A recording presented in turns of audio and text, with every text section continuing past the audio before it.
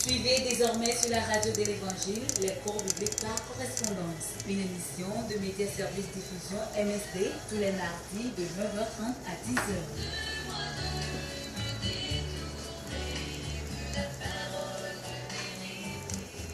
Contact 22 22 51 66 70 41 09 27 99 48 35 45. Email msdlomé2008@gmail.com. BP 60 254 Les Lomé Togo.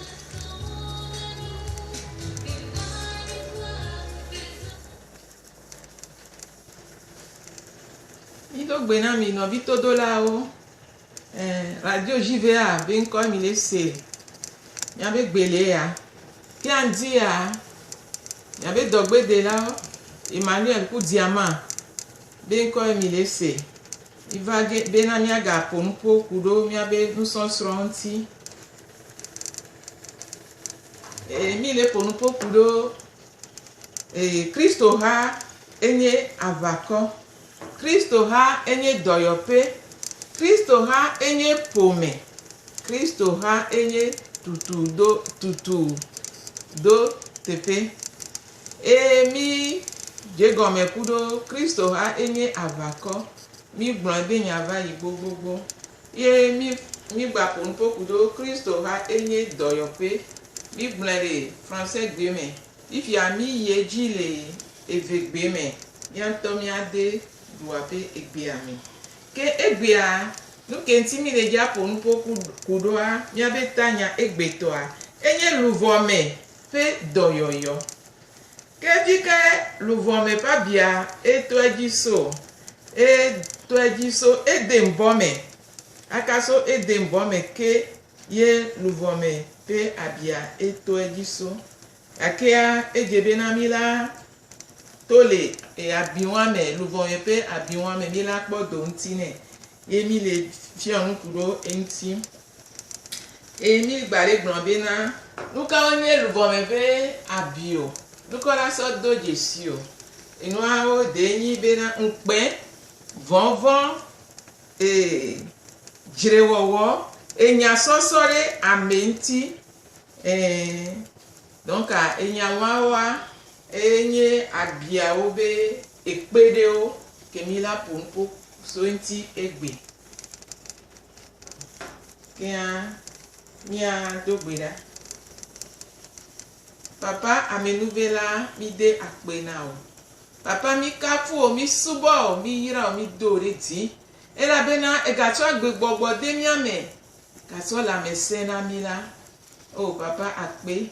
enabe na monu koko si aga sumi asi be na mi aga ponupo uro luvome be abibe doyoyo ma upe gbogbo ma ube nse ahomi apa de na so ponupo eye won to na na mi nu nya kwa nyasa si mi aso blonya de bate wonwe na edio jiradio kuto si oja senyado be na ne nya ya egedo wa be jimela papa ne ba onwe na mi won to ba ho dope le radio tepe ya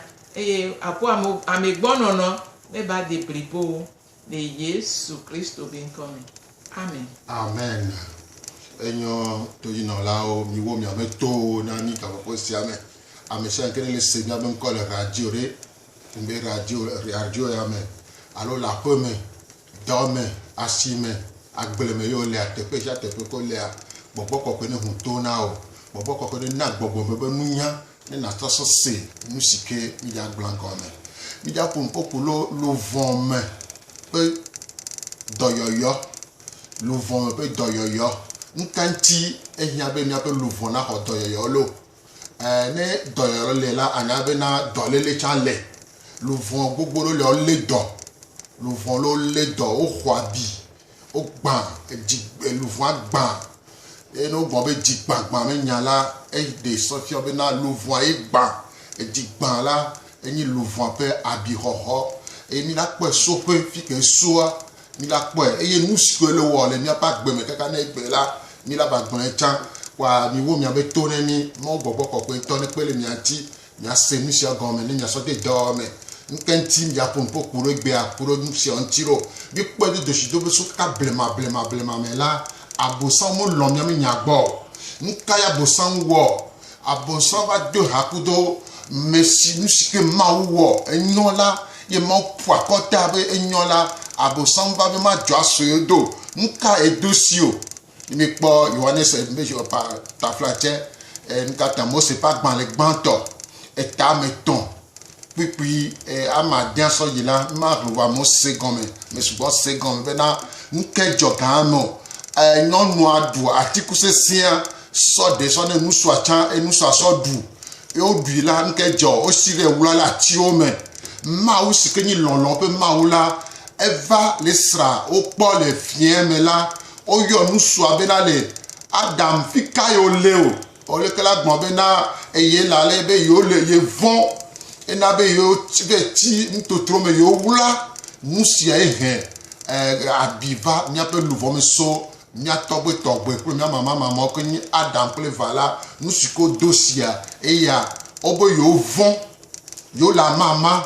nusu ke ne so na von ple amama no me ni be na von ple npen von ple npen dika swame mahaya aduku dudu asonya la menti legede npoli popo ku to kaka amoro le on pona dijo o mu haya no munyi be gbenu ajo enua enyi humenu ni hoso ni atogbo mama o siko ni adankule vagbola fisiko ko dosi gbon agbela obe nonu nkanti o mi yaro obe daeble tutu go je gome enusu nkanti o anu si alo ebe nyon mi ko osora hadame na ma yewe eten biro obe nyon nke jo obe dae kwa eva vede bebe na kuro abision ti la mi sona nyala menti epecha o klincha olagboba me wo kudoye ame pucha ento nde kemunyo e pucha la afiro la be ji me po be kojo ewi alo akosibo ewi nu siola abi onyi le mi ape luvo me ale gbegbe na nu sio pro mi dola enyi gbegbe pe nu mi televo ha muleo adukonu adometole vo nkentio abosan plepa gbasivi ola odo chakachaka o blemi ape jiwo o gbam ape jiwo koleto mi ano no pa gbeme Yesu Kristo si hiki ape dela hiki ape kekeli la vala eva be anko ya tro musike abosan ble ya tro musike abosan kaka gbe hanya la Yesu Kristo ya va bena yanko ya tro sirenti ya yodomi ya reniva ya pe fiadu ebe fiadu piame ni ya po doyoyo ni mi po luka pa gban le ta mi ni pipi we nia egbon be mo pe gbogbo kokko le ji be na yanko amesko digban la wa po dododo amesko be dikakala wa po dododo eya tita Yesu avalo Yesu amutro leke noblema me san ne ma ko ba le gbegbe ye be vava nyi be nalika ya troasire nya pe doyoyo nti ya troasire nya pe digbagba nti ya reniva nko ye pa come ne ya yodomi etita e valo be are nko ya nyafuto sikeni digba nunamila ya dejo ale gbegbe na nya ke haya leke Yesua leloa ne ma ko le va benare nya pe futo abosan nya pa dikaton abosan ple pa gbasiviola mi omo lo mi nya gbo po gberekegbo entita musiko pepe ona pe ni be na ya do veve sese mi to mi no no do me legede amegom dudu ta me sese apanye wowo dodo barala me pe to ba gbe ntila musio mi nye gbeye eve o ele jowo musike adam ple vo dosi le dembo me la yemi le nge ka popo siame emi le du titani pe de $2 gbogbo ro dwa jonala ga ke mo fo amoro mo fula debi manya de o kaka oni hun ko le no pa no ma domela papa kudo mama la eske lolo mle wa mola adre jonala pe ame aya dudu va genale de nyonu ame nyonu le fule si vo eva zo aya dula veve sese gakeme le do adukuli le seveve le sohun la devi sikene le pa dɔmɛ la devia eɖo kuhue me kale mo va na me bena nusu ala be le di nyɔnuvi e nyɔnu ala be le di nusuvi ne la do la enya be la di venavi atukudo atupialo akɔkɔ kple ngatema kpɔ enya avɔ va ne va ve bena nusu e du dzi la ɖe ni kpe de desi bena ɖe leke nyɔnua da he ɖevi sia lo va ne va ve be nusua ye ŋdu dzi o nyɔnua ye du dzia le leke ɖevi sia la nɔ lo eye mi kpe de desi be kuro nusia ŋuti la ɖevi ɖewo lia wɔme he ayaɖuɖu va anyigba ya dzi o egbe la wo gblẽ kuro nuka ŋuti o nu si ke abosam do le wa dzi na be ma vo kpɔ le anyigba ya dzi o dzidzɔm le o veve sese kple aɖukli ɖuɖu la nu si ke he va nyi bena so kaka dɔme ke la o tsaka ɖevi ɖewo le ɖevi ɖewo lea wo va me bena o ɖe fua va mi kpe de desi do bena efu xɔ kɔsi la ame etɔ̃ la mene la no ɖe tsa o wu ame fua ɖevi sia ke nye hukɔ le eƒe nɔma dɔme le kɔsi la ame etɔ̃ la mene me la esena nu eʋuʋuna yeƒe luvɔtɔ na dɔwɔwɔ le gaƒoƒo sia me va fi si ko gbɔ be no ɖe fu sia le no ɖe fu sia yo gbe mu ɖe fuɔ alo ɖevi ɖewo lia wo ɖuna tike va dzi be no ku vɔ gbe ɖe be ma fo wo to na ɖevi sia ne toa ɖe nyabia se be leke ɖevi sia va gbe la nɔ lo ne ɖevi sia va kodzogbe aɖe leke va gbe la nɔ lo eɖewo le la nyɔnua kpɔe kaka be ne nyɔ ko la ya ɖe fu sia dzo yo ɖe dzo ame ɖewo ɖe dzo wo va ɖe dzo esi ko va ɖo gaƒoƒo le me bena wo va ɖe srɔ̃ no adi vi la ezu agba funu sia ye aɖukli ɖuɖu va nɔna anyi le wa nu si ke mi ƒã la ye kpo mi la ŋe o ti kpo di tsã ye kpo la ŋe ne mi kpe de dosi doa nu si ke ɖevi sia la nyi la o tɔ kple so nɔa ba dɔme o blibo so nɔa ba dɔme zuzum o to ne be yeyo dzi yeyo le do aya yeyo dzi eye dɔlele va ƒe yeyo dzi edɔ gble ne toa alo nu baba le sɔfɔ ne tɔ ɖevi sia ne le se nya ya le leke ɖevi sia la nɔ lo nu si ke la nyi la gbegble ge ɖe pa gbe me ena be mi le kpɔ kpadomeviwo gbea kpadomevi gbogbo lea ɔmu dzi be yanyi kpadomevi o ɔmu dzi be yanyi gbevu o mu nyi be ɔmu le dzi be yanyi aditama alo geyawo la alo hamu la asiawo gbolowɔwɔ la mo ble be yaba wɔ nenema be nu enu si ke ne dzɔ le aƒea me la kaka so dɔme ke la ya mo ɖewo le wo kpli gbɔ wo tsaka wo kɔ ɖe esi ko va to va kodzogbe ya la o to kple vevesese o to kple vevesese amenuviɔviɔ ntasese ŋtita nu siwo he nuka va ne ɖevi gbogbo ɖewo lea o vɔna ne wo be no sɔ nu le xɔ me va na o fluna eɖewo lea o ʋu alɔ ʋuʋuna nɔ anu gena le alɔ me nɔ kabakabakaba eɖewo lea o tsaka ale gbegbe ma nya nyɔ le ɖusi dzi o nuka ye dzɔ kaka so ɔnɔ ba dɔme eye nu siwo kplɔ mi do eka mi va si mi va zu ameɖaho alo ayawo kutɔ katã la enu siwo kplɔ mi do nu siwo o do mi vevesese mi kpe de dosi doa nu si ko to so la me enye be vɔvɔ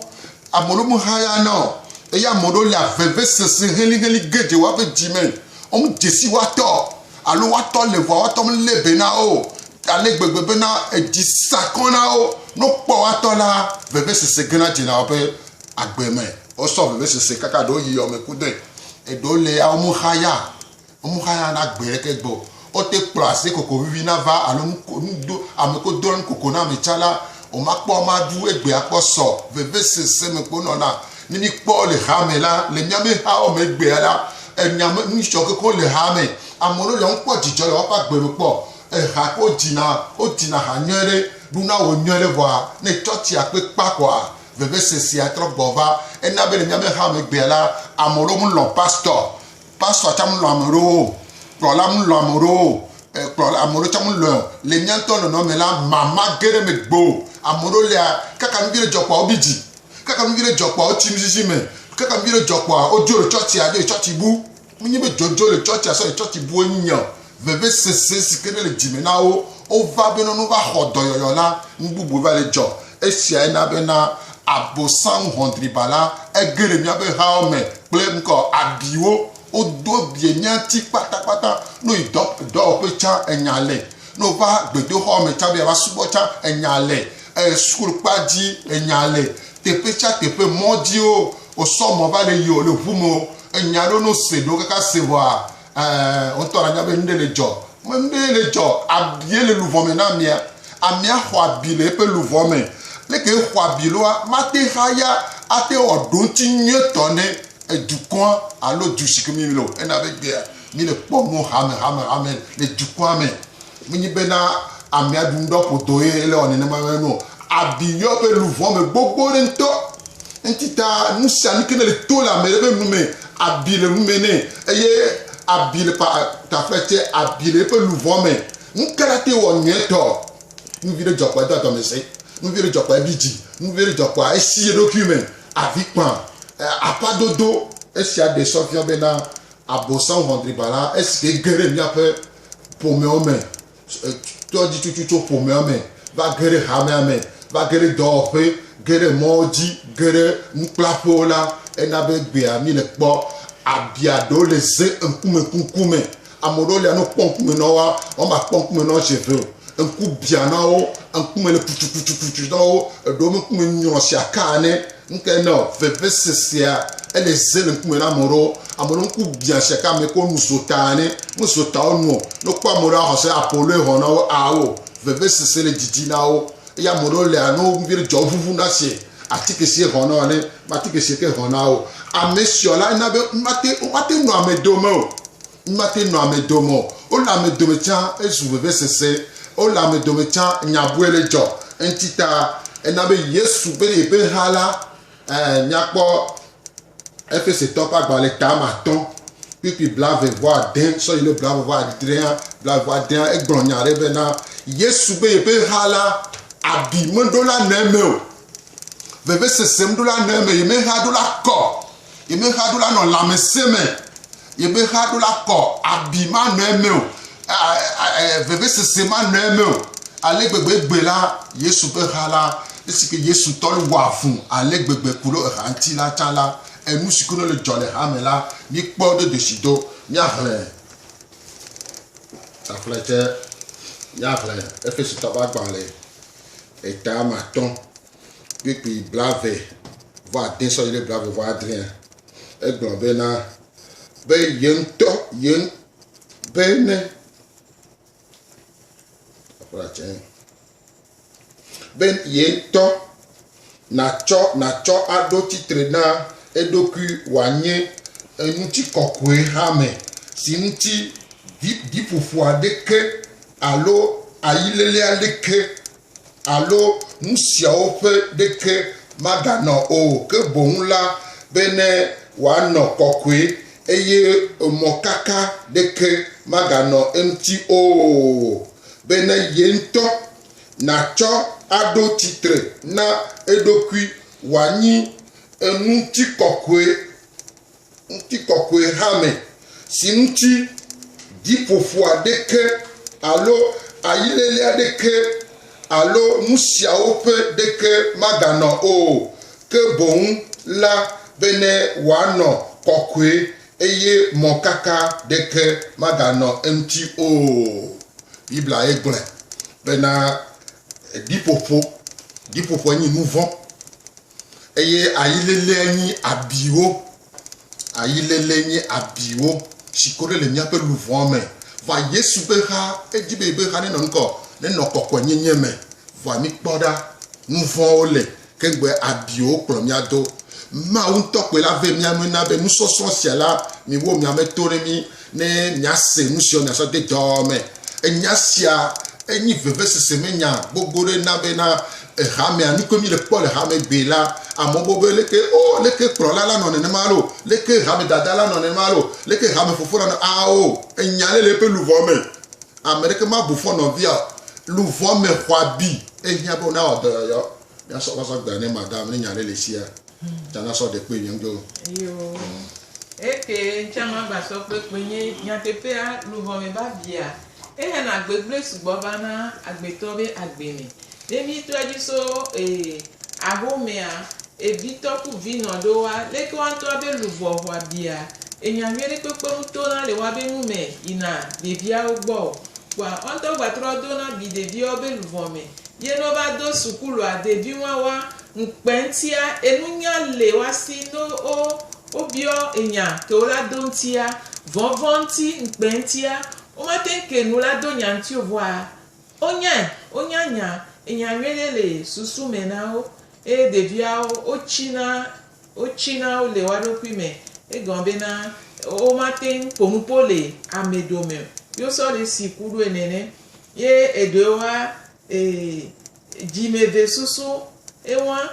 dzimeve susu kpe ewɔna dɔ le woaƒe agbe me eye ɖeviwo tsã wole nenea wola nya nu vɔa womate de wa be nunya ɖe go ye ne mi va mi gba le ɖeviwo be kotea woawo ya womate na anyikpo tsã le sukuxɔ me o wola trɔ la no dzinya le wa nɔnɔ gbɔ ye woawo ya ne le kpɔ afi ke be lea ne agla dzedzia va akpabu me nea ate na anyikpo mi ti ɖeka o enu kpo be la no gble edzina be asɔ alɔ tsã sɔ nu kabakaba ene mi va tsitsawo be akpadzi tsã tsitsa ɖewo ke nye be na luvɔ le wa tsã abi le wa be luvɔ mea wote gbɔna dzi ɖe o leke wola sɔ lɔlɔ dzigbɔ ɖe wola sɔ tu ɖeviwo doa mu nene yo wotsã wonɔna nɔnɔme ko zãna ɖo ɖeviwo gbɔa elena be ɖeviwo ɖewo ŋutɔa sukulu ayi ŋgba va dzro na wo tsã o gɔn be tsitsa wɔna dzigbɔ ɖe kpekpe o eye alo ŋgblɔna nyanyuie ɖe kpekpe so wa ŋuti o edzi bibi ku tɔtɔwo va wu na gã kpɔa ena bena so awo me ke kaka va yi do sukulu xɔ me kaka ɖevi ŋua va sia eva gbe ela tɔbɔ va gbe ala tɔbɔ le mɔ dzi vɔa mawoa ewɔ tame ɖoɖoɖo ame sia ame ŋutie etia luvɔ me be abi be nya ya eka mia kpata mi la dze agbagba bena mi la sɔ de le me ame sugbɔa vɔvɔ ŋutia o ma te wɔ nu ke nyi wɔwɔ o o ma te ge ɖe wa be yayra me o o ma te ge ɖe wa be ŋgbedodo nyigba dzi o bena bibla gblɔna mi le dododo ba agbalẽ me bena ame ke vɔna le ela be dan le mɔ dzi adzata le mɔ dzi enuyua le funu ye kodzo le xɔme le gblɔ be dan le mɔ dzi dzata le mɔ dzi ale ko la wòla ge ɖe me o ŋutia enu be nyi bena mia dze agbagba ne mia do dzesi ne mia to le ŋuti vɔvɔa ŋkplɔna me yina ŋgɔgbe o ŋkplɔna me yina ŋgɔgbe o alo ame sɔnya ɖe ame ŋuti elana be ŋutɔ ma dzesi ɖokui o nuwo kpata kpɔ amebu ye wo ŋutɔ ya ɖe wòa mi da akpe na mawu bena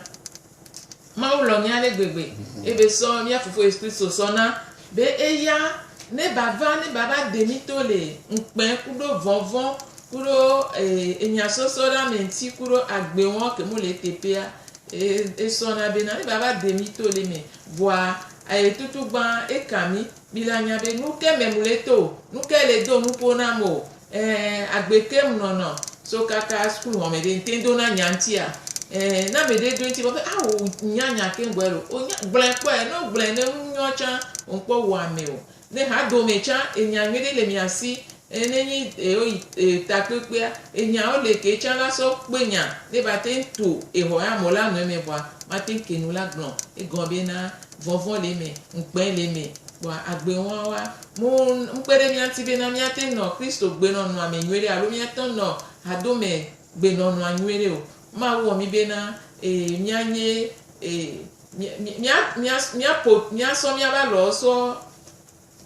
ma wɔ mi bena mia kpe ɖe mia nɔ ŋuti afi ko tsɔ lea enu ke le me wa o la sɔ va nu ke le nɔviwo me tsã la sɔ va ye be la na bena mi la yi ŋgɔ mi la zɔ ŋgɔ wa ne tɔ wa tsi me o bena o le vɔ enu kpɛ alo lekea nana bena o leke mi la yi ŋgɔgbea mi le zɔ va ŋgbe dome ma wo ne kpe ɖe mia ŋuti bena nene be nua mia trɔ asi le ŋuti mia se nu gɔme bena mia te wɔ dɔ sue ŋuti mia va Yesu Kristo gbɔ mia va ebe afɔte ne mi gbe va kpɔa ela kpe ɖe mia ŋuti. Enyo akpe ne madame pe nyaɖeɖewo kɔ asɔ miasɔ ƒuta ne lekea nyi bena mi kpɔ dzɔsoƒe ne miaƒe abiawo dzɔsoƒeawo so Adam kple va ƒe nugodo sia awo ne ɖo mu do nu sia si oa lekela noro me sia mi la vonyere elabena abisia biske mi hona la gbogbo to sona pomeme eye pomesia la pome gbanto yin nya togbe togbo bo pome ku mama yin adam pleva nusiko dosia egbe emi le nge ku to la va Yesu vakaba bena ya bani hona me tonami Yesu cha etonu sugbo me na be ele claro bena ya pele nyantilo enyo ile popule kiago nistola le mo ve mianoa ya ba yilo leke dilao ni gbato siko o sikaklami o gbajinemia ya ba yejilo enyo nya popokuro ya pe dans de toi dit pour ou biblique par correspondance. Enyo mi da pena mi bena ikale di bena amesa me la so etole me godo ina maunto la yi ebe ela yeji kudomi mi gbale travailler avec biblique par correspondance a dit nous sommes en train de parler du cours biblique par correspondance. Nous vous remercions, vous qui avez déjà pris les leçons dans les lieux de dépôt. Et vous avez pris, c'est très bon, nous vous apprécions. Et nous vous encourageons de traiter les leçons et les ramener, afin qu'on puisse corriger, que vous avancez, parce qu'il y a 26 leçons, alors que vous avez gardé une leçon, bien 2 leçons, ça ne vous avantage pas. Nous sommes en train de chercher Christ. Nous sommes en train de chercher la volonté de Dieu. Nous sommes en train de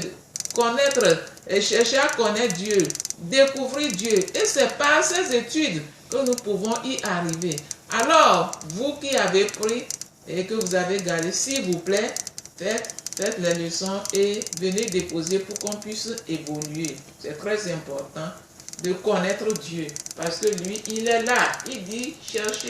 cherchez-moi de tout votre cœur. Je me laisserai trouver par vous. Il attend qu'on le cherche. Il nous aime beaucoup. Et nous, si nous l'aimons, nous devons aussi avoir le temps pour lui. Donc, nous avons nos lieux de dépôt à Auto-École Petit Jésus, en face de Tocoin Séminaire, et pharmacie El Shaddai, en face de l'Estao, pharmacie Adonai, à Agoué, et non loin de Philopac. Et nous avons aussi notre dépôt centre communautaire de Baie. Et nous avons aussi notre dépôt à Georges Mémorial. Ça, c'est au niveau de Nikonakwe, non loin de Boka. Nous avons notre dépôt au collège Complexe Baptiste. Complexe Baptiste, c'est derrière la radio Légende, ancienne radio Légende. Et nous avons aussi notre dépôt à Centre communautaire de Baie. Oui, centre communautaire de Baie. Et si vous arrivez là-bas, vous pouvez avoir les leçons et traiter. Revenez déposer et nous allons corriger au fur et à mesure. Lorsque vous aurez à terminer, nous n'allons plus parler à votre place. Vous-même, vous allez donner des témoignages sur votre vie et ce que vous avez découvert dedans. Donc, il y a aussi par poste. Donc, l'heure est presque sonnée. Donc, si vous voulez avoir des renseignements encore plus, appelez-nous 70 41 09 27, 70 41 09 27, 99 48 35 45, 99 48 35 45. Ces 2 numéros sont sur WhatsApp. Selon les cours, selon les enseignements que nous avons donnés, si vous avez quelque chose à dire ou à nous renseigner, alors les miasi mi à biola, alors ne les à blonda, car les mouvements ni bena, les mi pe yomi pola, ya odun tia ni miro, maoni iran. Akbe, ma ou son katatomi de akbe na, bena au premier de yi ame. Papa, wo nya ni sona, tami nya bena. Ole jibe wo duko ne kpodo yoyo nti tami biobe ma wo pe gbogbo o nto gaba so nya ya so do jijina o mu sene demegbe na nya ya e wo kekeli ne klede wa pe jibe wa pe susu me pe na wa senya me gobe pe na nu kenyi wowo a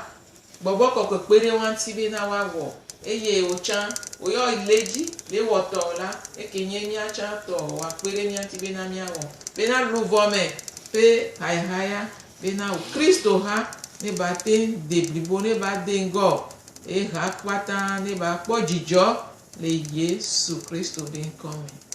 Amen. Amen.